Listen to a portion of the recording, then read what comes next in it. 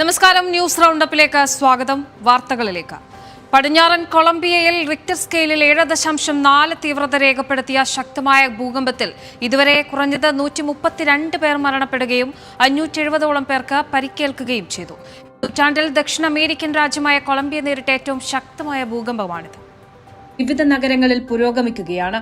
പടിഞ്ഞാറൻ കൊളംബിയയിൽ റിക്ടർ സ്കെയിലിൽ 7.4 തീവ്രത രേഖപ്പെടുത്തിയ ശക്തമായ ഭൂകമ്പത്തിൽ ഇതുവരെ കുറഞ്ഞത് 132 പേർ മരണപ്പെടുകയും 570ഓളം പേർക്ക് പരിക്കേൽക്കുകയും ചെയ്തു.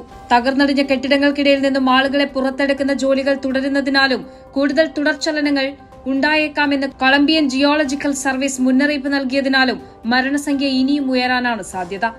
ഭൂകമ്പത്തിന് പിന്നാലെ 21 തുടർചലനങ്ങൾ ഉണ്ടായതായും കുറഞ്ഞത് 1575 വീടുകളും 18 ആരോഗ്യ കേന്ദ്രങ്ങളും 52 സ്കൂളുകളും തകർന്നതായും പ്രസിഡന്റ് അറിയിച്ചു. 61 കെട്ടിടങ്ങൾ പൂർണ്ണമായും തകർന്ന് തരിപ്പണമായി. ദുരന്തബാധിത പ്രദേശങ്ങളിൽ അടിയന്തര ധനസഹായവും പുനരധിവാസവും വേഗത്തിലാക്കാൻ രാജ്യത്ത് അടിയന്തരാവസ്ഥ പ്രഖ്യാപിച്ചിട്ടുണ്ട്. ഭൂകമ്പത്തിന്റെ പ്രഭവ കേന്ദ്രമായ കൊളംബിയയുടെ പസഫിക് മേഖല ലോകത്തിലെ ഏറ്റവും കൂടുതൽ ഭൂകമ്പങ്ങൾ നടക്കുന്ന പസഫിക് സമുദ്രത്തിലെ റിംഗ് ഓഫ് ഫയർ എന്ന ഭൂകമ്പ സാധ്യതയേറിയ മേഖലയിലാണ് സ്ഥിതി ചെയ്യുന്നത്. News desk NTV. പശ്ചിമേഷ്യൻ സംഘർഷങ്ങൾക്കും അമേരിക്കൻ സേനയ്ക്ക് നേരെയുണ്ടായ ആക്രമണങ്ങൾക്കും ഇറാൻ നഷ്ടപരിഹാരം നൽകണമെന്ന് US president Donald Trump. Hormuz കടലിടുക്ക് പുനഃസ്ഥാപിക്കുന്നതുമായി ബന്ധപ്പെട്ട നയതന്ത്ര ചർച്ചകൾ സ്തംഭിച്ചതോടെയാണ് വാഷിംഗ്ടൺ നിലപാട് കടുപ്പിച്ചത്. യുദ്ധക്കെടുതികൾക്ക് അമേരിക്ക നഷ്ടപരിഹാരം നൽകണമെന്ന ഇറാന്റെ ഉപാധിക്ക് മറുപടിയായാണ് ട്രംപിന്റെ പ്രതികരണം. സംഘർഷങ്ങൾക്കും അമേരിക്കൻ സേനയ്ക്ക് നേരെയുണ്ടായ ആക്രമണങ്ങൾക്കും ഇറാൻ നഷ്ടപരിഹാരം നൽകണമെന്ന് US പ്രസിഡന്റ് ഡൊണാൾഡ് ട്രംപ് പറഞ്ഞു. തർക്കം രൂക്ഷമായതോടെ അന്താരാഷ്ട്ര വിപണിയിൽ അസംസ്കൃത എണ്ണവില 4% വർദ്ധിച്ച് ബാരലിന് $87 കിഴക്കൻ മേഖലയിലെ സായുധ സംഘർഷങ്ങൾക്കും അമേരിക്കൻ സൈനികരുടെ മരണങ്ങൾക്കും ടെഹ്റാൻ സാമ്പത്തികമായ ഉത്തരവാദിത്തം ഏൽക്കണമെന്ന് ട്രംപ് ട്രൂത്ത് സോഷ്യലിൽ കുറിച്ചു. ലബനൻ, സിറിയ, യമൻ, ഗാസ എന്നിവിടങ്ങളിലെ നാശനഷ്ടങ്ങളുടെ ബാധ്യതയും ഇറാനുമേൽ ട്രംപ് ആരോപിച്ചു. എന്നാൽ അമേരിക്കൻ മുന്നറിയിപ്പുകൾ ഇറാൻ തള്ളി. ഉപരോധങ്ങൾ പൂർണ്ണമായും നീക്കാതെയും നഷ്ടപരിഹാരം നൽകാതെയും ഹോർമൂസ് കടലിടുക്കിലൂടെയുള്ള ഗതാഗതം പൂർവ്വസ്ഥിതിയിലാക്കില്ലെന്ന് ഇസ്ലാമിക് റവല്യൂഷണറി ഗാർഡ് കോർപ്സ് വ്യക്തമാക്കി. സൈനിക നടപടികളിലൂടെ സമുദ്രപാത തുറക്കാനാകില്ലെന്ന് Iran parliament deputy speaker Ali Nikzad പ്രസ്താവിച്ചു. മേഖലയിലെ കപ്പൽ ഗതാഗതം സുരക്ഷിതമാക്കാൻ അമേരിക്കൻ നാവികസേന സജ്ജമാണെന്ന് ട്രംപ് വ്യക്തമാക്കി. ഊർജ്ജ വളഗതാഗതത്തിലെ പ്രതിസന്ധി പരിഹരിക്കുന്നതിനായി അമേരിക്കൻ തുറമുഖങ്ങൾക്കിടയിൽ വിദേശ കപ്പലുകൾക്ക് സർവീസ് നടത്താനുള്ള ഇളവ് വൈറ്റ് ഹൌസ് 90 ദിവസത്തേക്ക് നീട്ടി നൽകി. ഒമാന്റെ മധ്യസ്ഥതയിൽ താൽക്കാലിക കപ്പൽ ചാലുകളെക്കുറിച്ച് ചർച്ചകൾ നടക്കുന്നുണ്ടെങ്കിലും അന്തിമ തീരുമാനത്തിലെത്തിയിട്ടില്ല. News desk NTV. ദുബായിലെ ഏറ്റവും തിരക്കേറിയ ഗതാഗത പാതകളിലൊന്നായ ഷെയ്ഖ് സായിദ് റോഡിലെ 2 കിലോമീറ്റർ ദൂരം വീതി കൂട്ടുന്ന പ്രവൃത്തികൾ റോഡ്സ് ആൻഡ് ട്രാൻസ്പോർട്ട് അതോറിറ്റി പൂർത്തിയാക്കി. പുതിയ പരിഷ്കാരത്തോടെ പാതയിലെ യാത്രാ സമയത്തിൽ 10% വരെ കുറവുണ്ടാകുമെന്ന് RT അറിയിച്ചു. ഷെയ്ഖ് സായിദ് റോഡിലെ 2 കിലോമീറ്റർ ദൂരം വീതി കൂട്ടുന്ന പ്രവൃത്തികൾ പൂർത്തിയാക്കിയതായി റോഡ്സ് ആൻഡ് ട്രാൻസ്പോർട്ട് അതോറിറ്റി അറിയിച്ചു. നഗരത്തിലെ വാഹനത്തിരക്ക് കുറയ്ക്കുന്നതിനും യാത്രാ സൌകര്യം മെച്ചപ്പെടുത്തുന്നതിനുമായി RTA നടപ്പിലാക്കുന്ന സമഗ്ര വികസന പദ്ധതികളുടെ ഭാഗമായാണ് ഈ നിർമ്മാണം. പ്രധാന പാതയിലേക്ക് വാഹനങ്ങൾ പ്രവേശിക്കുന്ന ഭാഗങ്ങളിലെ കുരുക്കൊഴിവാക്കാനും സുഗമമായ വാഹനപ്രവാഹം ഉറപ്പാക്കാനും അധിക ലെയിനുകൾ സഹായിക്കും. രാവിലെയും വൈകുന്നേരവുമുള്ള സമയങ്ങളിലെ കടുത്ത ഗതാഗത കുരുക്കിന് ഇതോടെ വലിയ തോതിൽ പരിഹാരമാകും. നിർമ്മാണഘട്ടത്തിൽ വാഹന ഗതാഗതം തടസ്സപ്പെടാത്ത രീതിയിലാണ് എഞ്ചിനീയറിംഗ് ജോലികൾ പൂർത്തിയാക്കിയത്. പുതിയ ലെയിനുകൾ തുറന്നതോടെ മണിക്കൂറിൽ കടന്നുപോകാവുന്ന വാഹനങ്ങളുടെ എണ്ണത്തിൽ വലിയ വർധന രേഖപ്പെടുത്തിയിട്ടുണ്ട്. പാതയിലെ ഗതാഗത വേഗതയും വാഹനങ്ങളുടെ ഒഴുക്കും കൃത്രിമ ഉപഗ്രഹ സംവിധാനങ്ങളും ഗതാഗത നിരീക്ഷണ കേന്ദ്രങ്ങളും വഴി പരിശോധിച്ച ശേഷമാണ് സമയം ലാഭിക്കാൻ സാധിക്കുമെന്ന വിലയിരുത്തലിൽ അതോറിറ്റി എത്തിയത്. ഷെയ്ഖ് സായിദ് റോഡിലെ തിരക്ക് കുറയുന്നത് അനുബന്ധ റോഡുകളിലെ ഗതാഗതത്തിനും ആശ്വാസമാകും. നഗരവളർച്ചയ്ക്ക് അനുയോജ്യമായ രീതിയിൽ അടിസ്ഥാന സൌകര്യങ്ങൾ മെച്ചപ്പെടുത്തുന്നതിന്റെ ഭാഗമായി വരും ദിവസങ്ങളിലും കൂടുതൽ പരിഷ്കാരങ്ങൾ RTA നടപ്പിലാക്കും. NTV, Dubai. വേനലവധിക്കാലത്ത് കുട്ടികളും കുടുംബങ്ങളും കൂടുതലായി എത്തുന്ന ഇൻഡോർ ഗെയിം സെന്ററുകളിൽ അബുദാബി സിറ്റി മുനിസിപ്പാലിറ്റി പരിശോധന നടത്തി. അവർ സേഫ് സമ്മർ ക്യാമ്പയിനിന്റെ ഭാഗമായി അബുദാബി ദ്വീപിലും പരിസര പ്രദേശങ്ങളിലുമുള്ള ഗെയിം വിനോദ കേന്ദ്രങ്ങളിലാണ് പരിശോധനയും ബോധവൽക്കരണവും നടത്തിയത്. അവർ സേഫ് സമ്മർ ക്യാമ്പയിനിന്റെ ഭാഗമായി കുട്ടികളും കുടുംബങ്ങളും കൂടുതലായി എത്തുന്ന ഇൻഡോർ ഗെയിം സെന്ററുകളിൽ അബുദാബി സിറ്റി മുനിസിപ്പാലിറ്റി പരിശോധന നടത്തി. ഷോപ്പിംഗ് മാളുകൾക്കുള്ളിലും പുറത്തുമുള്ള ഇലക്ട്രോണിക് ഗെയിം, ഇൻഡോർ എന്റർടൈൻമെന്റ് സെന്ററുകളിലെ ശുചിത്വം, ഗെയിമുകളുടെയും ഉപകരണങ്ങളുടെയും പ്രതലങ്ങളുടെയും ശുചീകരണം, അണുനശീകരണം എന്നിവ പരിശോധിച്ചു. ഗെയിമുകളും ഉപകരണങ്ങളും കൃത്യമായി പരിപാലിക്കണമെന്നും കാലാനുസൃത അറ്റകുറ്റപ്പണികൾ നടത്തണമെന്നും കേന്ദ്ര ഉടമകൾക്കും ജീവനക്കാർക്കും നിർദ്ദേശം നൽകി. ഫസ്റ്റ് എയ്ഡ് കിറ്റുകളിൽ ആവശ്യമായ സാമഗ്രികൾ ഉണ്ടോ എന്നും പരിശോധിച്ചു. ആരോഗ്യ മാനദണ്ഡങ്ങളിൽ വീഴ്ച കണ്ടെത്തിയ കേന്ദ്രങ്ങളിൽ വിവിധയിടങ്ങളിൽ നിന്ന് വിദഗ്ധ പരിശോധനയ്ക്കായി സാമ്പിളുകളും ശേഖരിച്ചു. ആവശ്യമായ തിരുത്തൽ നടപടികൾ സ്വീകരിക്കുന്നതിന്റെ ഭാഗമായാണിത്. വേനലിൽ കുട്ടികളുടെയും കുടുംബങ്ങളുടെയും തിരക്ക് കൂടുന്ന സാഹചര്യത്തിൽ സുരക്ഷിതവും ആരോഗ്യകരവുമായ വിനോദ അന്തരീക്ഷം ഉറപ്പാക്കുകയാണ് പദ്ധതിയുടെ ലക്ഷ്യം. NTV Abu Dhabi. വേനൽ ചൂടിൽ വാഹന തകരാറുകളും അപകട സാധ്യതകളും ഒഴിവാക്കാൻ ദുബായ് പോലീസിന്റെ നേതൃത്വത്തിൽ സൗജന്യ വാഹന പരിശോധന. ഓൺ ദി ഗോ പ്രചരണത്തിന്റെ ഭാഗമായി ഓട്ടോപ്രോയുമായി സഹകരിച്ചാണ് പരിശോധന. ഇന്നലെ മുതൽ ആരംഭിച്ച സേവനം 23 വരെ തുടരും. ഇനോക് പെട്രോൾ സ്റ്റേഷനുകളിലെ ഓട്ടോപ്രോ കേന്ദ്രങ്ങളിലാണ് സേവനം ലഭിക്കുക. Jumeirah village circle, Al Quoz, Jumeirah, Deira തുടങ്ങിയ വിവിധ മേഖലകളിലെ ഇനോക് സ്റ്റേഷനുകളിലുള്ള ഓട്ടോപ്രോ കേന്ദ്രങ്ങളിൽ സേവനം ലഭ്യമാണെന്ന് ദുബായ് പോലീസ് അധികൃതർ അറിയിച്ചു. ദുബായ് ഗ്ലോബൽ വില്ലേജിന്റെ വരാനിരിക്കുന്ന പുതിയ സീസണിലേക്ക് ഭക്ഷ്യപാനീയ സംരംഭങ്ങൾ തുടങ്ങാൻ ആഗ്രഹിക്കുന്നവർക്കായി രജിസ്ട്രേഷൻ നടപടികൾ ആരംഭിച്ചു. ഭക്ഷണശാലകളും കിയോസ്കുകളും സ്ഥാപിക്കാൻ ലക്ഷ്യമിടുന്ന സംരംഭകർക്കും വ്യാപാരികൾക്കുമായി രജിസ്ട്രേഷൻ ഘട്ടം തുറന്നതായി അധികൃതർ അറിയിച്ചു. ദുബായ് ഗ്ലോബൽ വില്ലേജിൽ ഭക്ഷണശാലകളും കിയോസ്കുകളും സ്ഥാപിക്കാൻ ലക്ഷ്യമിടുന്ന സംരംഭകർക്കും വ്യാപാരികൾക്കുമായി രജിസ്ട്രേഷൻ ഘട്ടം തുറന്നതായി അധികൃതർ അറിയിച്ചു. പ്രാദേശിക അന്തർദേശീയ ഫുഡ് ബ്രാൻഡുകൾക്ക് ബിസിനസ് വിപുലീകരണത്തിന് മികച്ച അവസരമാണ് ഇതിലൂടെ ഒരുങ്ങുന്നത്. ഔദ്യോഗിക ബിസിനസ് പോർട്ടൽ വഴി അപേക്ഷകൾ സ്വീകരിച്ചു തുടങ്ങിയതായി ഗ്ലോബൽ വില്ലേജ് മാനേജ്മെന്റ് വ്യക്തമാക്കി. സ്ട്രീറ്റ് ഫുഡ് സ്റ്റാളുകൾ, കിയോസ്കുകൾ, ഫുഡ് ട്രക്കുകൾ, ഫുൾ സർവീസ് റെസ്റ്റോറന്റുകൾ എന്നിവ ഉൾപ്പെടെയുള്ള വിവിധ രീതിയിലുള്ള സംരംഭങ്ങൾക്ക് രജിസ്റ്റർ ചെയ്യാൻ അവസരമുണ്ട്. ഭക്ഷണത്തിന്റെ ഗുണനിലവാരം, വേറിട്ട മെനു, സാംസ്കാരിക തനിമ, പ്രവർത്തനക്ഷമത എന്നിവ മുൻനിർത്തിയായിരിക്കും അപേക്ഷകൾ പരിശോധിക്കുന്നത്.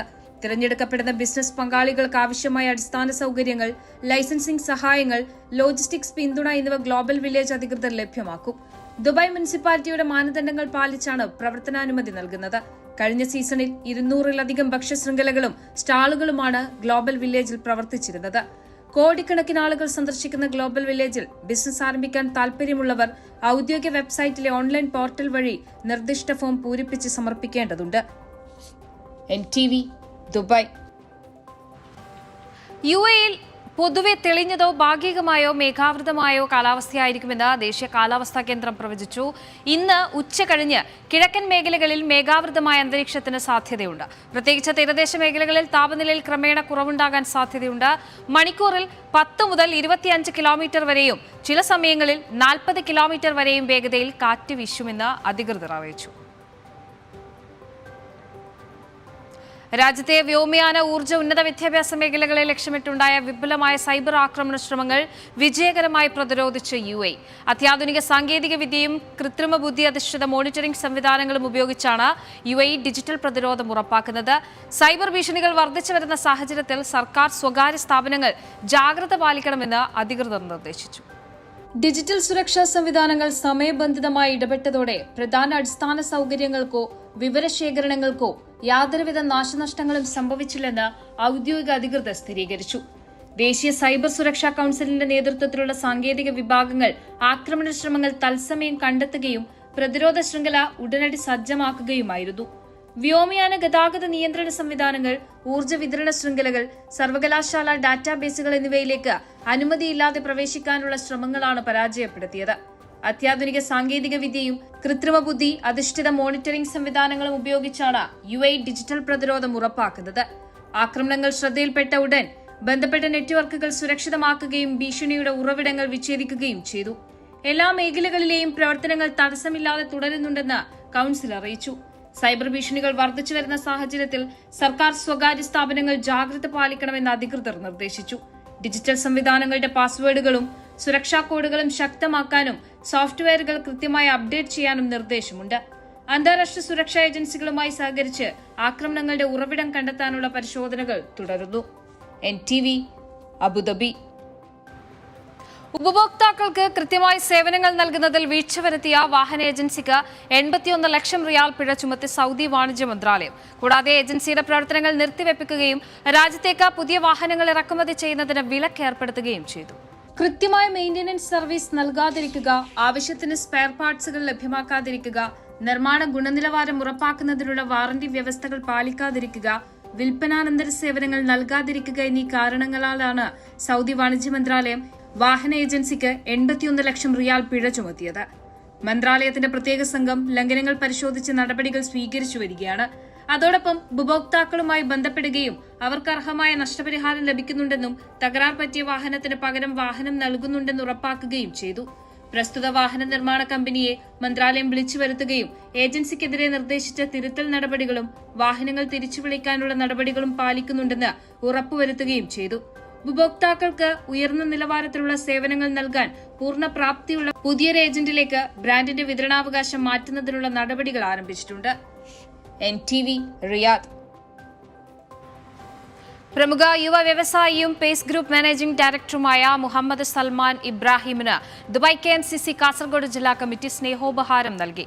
ദുബായ് KMCC കാസർഗോഡ് ജില്ലാ കമ്മിറ്റിക്ക് വർഷങ്ങളായി നിർദ്ദേശങ്ങൾക്കും പിന്തുണയ്ക്കുമുള്ള നന്ദി സൂചകമായാണ് സ്നേഹോപഹാരം. ദുബായ് KMCC ഉപാധ്യക്ഷൻ ഹംസ തൊട്ടി സ്നേഹോപഹാരം കൈമാറി.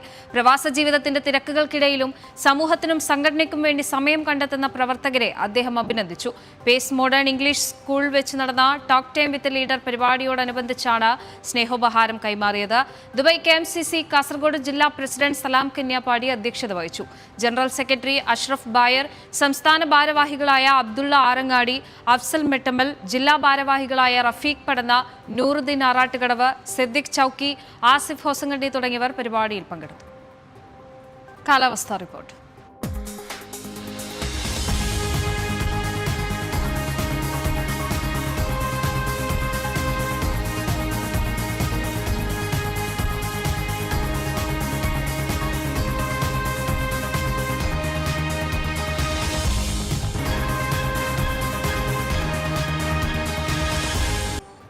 സ്വർണ്ണവില.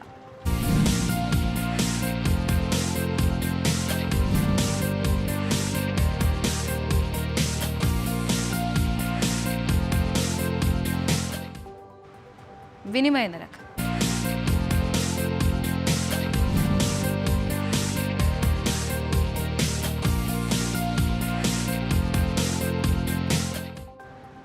ന്യൂസ് റൗണ്ട് പൂർണ്ണമാകുന്നു. നമസ്കാരം.